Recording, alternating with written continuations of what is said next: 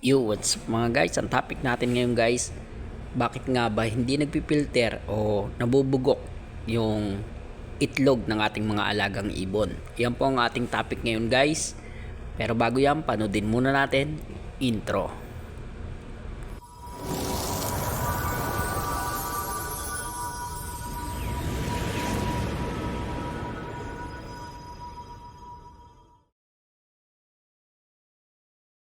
Yo, what's up mga guys? At sasagutin po natin yung katanungan ng ating subscriber kung ano daw ang pwedeng gawin o remedyo dun sa kanyang alagang ibon na nangingitlog pero hindi nagpipilter o nabubugok lang po yung kanilang itlog.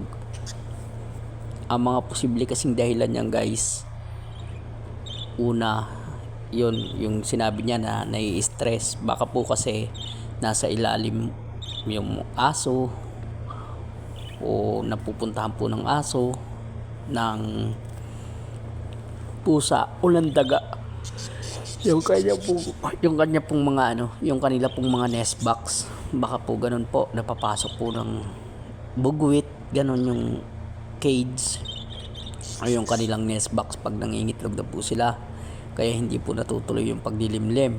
Ayun po yung isang dahilan. Then yung isa pa pong dahilan, baka po kasi masyado pang bata yung ating mga ibon bago natin pinag-pair. Huwag po tayo magpaparis kaagad ng mga bata pa yung ating mga ibon. Kasi pag bata pa po yung ating mga ibon, hindi po talaga magpipilter kaagad yan. Pwede pang baka kung ano pang mangyari sa ating alagang ibon. Halimbawa sa hen natin, ganun, baka po kung ano pang mangyari doon.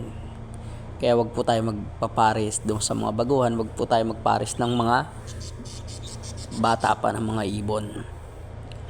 At yung pangatlo na yung kanila pong perch o yung dapuan. Yung dapuan din po ng ibon natin, kailangan nakakapit po na maayos yung ating mga ibon, lalong-lalo na po sa parakit. Kasi po pagka sinampahan po ng kak, baka po nalalaglag, hindi po natutuloy yung kanilang yung kanilang pagmimit o yung kanilang aasawahan, ganun guys. Kaya pagka nalalaglag lagi, hindi natutuloy yung kanilang pagmimit, ganun po yung guys. Kailangan tingnan din natin na makakapit po sa maayos yung ating mga ibon. Tulad po ng mga yung ginawa ko po na yan, palot china po yan, kasi inis-is ko lang po, ginawa ko lang po ng sarili yan. Then pwede din po yung mga magagaspang na mga puno, yung tulad ng sanga ng sampalok, yung mga ganun guys. Yung po mga magagandang gawing perch o dapuan ng ating mga alagang ibon.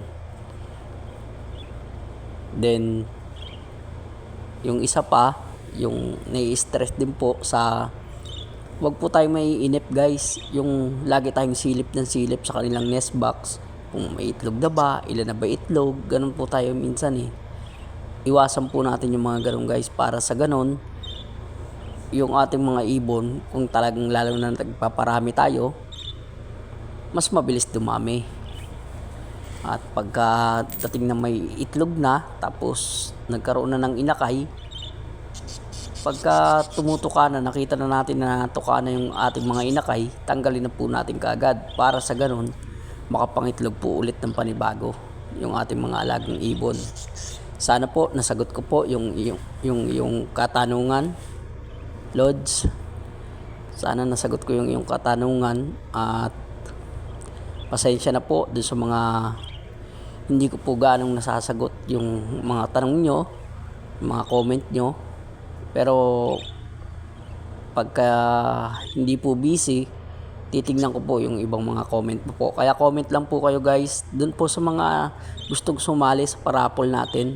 Free raffle po, 2 parakit, 2 pirasong parakit at saka 2 pirasong African lovebird. tigi isang pares po, isang pares na African lovebird at isang pares din po na parakit ang inyong mapapanalunan. Kaya sali na po kayo sa ating parapol, pre-raffle po. Kaya tuloy-tuloy lang guys, suporta lang po. Comment lang po kayo sa bawat mga binibidyo ko. Hindi lang po itong video to ha. Tingnan nyo rin po yung mga iba ko pang mga video para sa ganun may sali ko po kayo sa ating pong parapol. At salamat nga pala kay Joners TV. Bisitahin din po natin yung kanyang pong YouTube channel o yung kanyang channel. Bisitahin din po natin Joners TV. At kung yung mga gusto pong mag-abil ng mga parakit, message nyo po siya. At tingnan po natin yung kanya pong mga ibon. Baka po makapili po tayo ron. At sali rin po kayo sa kanyang mga parapol. Yun lang guys, tuloy-tuloy lang. Maraming salamat sa bawat isa. At huwag kayong magsasawa na sumuporta. Nakikita nyo naman yan, napakagaganda na ng ating ibon. Kaya napakadami na niyan guys, kasi pinapalit ko po kay Joners TV yung aking pong hampid dati na si Sonic. Pinalitan niya po ng dalawang pirasong, isang pares na African lovebird at dalawang pares na parakit. Usapang maganda lang at nagkasundo naman po. Kaya tuloy-tuloy lang guys sa ating pag-aalaga ng mga ibon. Maging masaya lang tayo pagka mayroon tayong mga alagang ibon. Sabi ko nga po, hanggang dito na lang. Maraming salamat sa bawat isa. Tuloy-tuloy lang ang ating pag-iibon. God bless.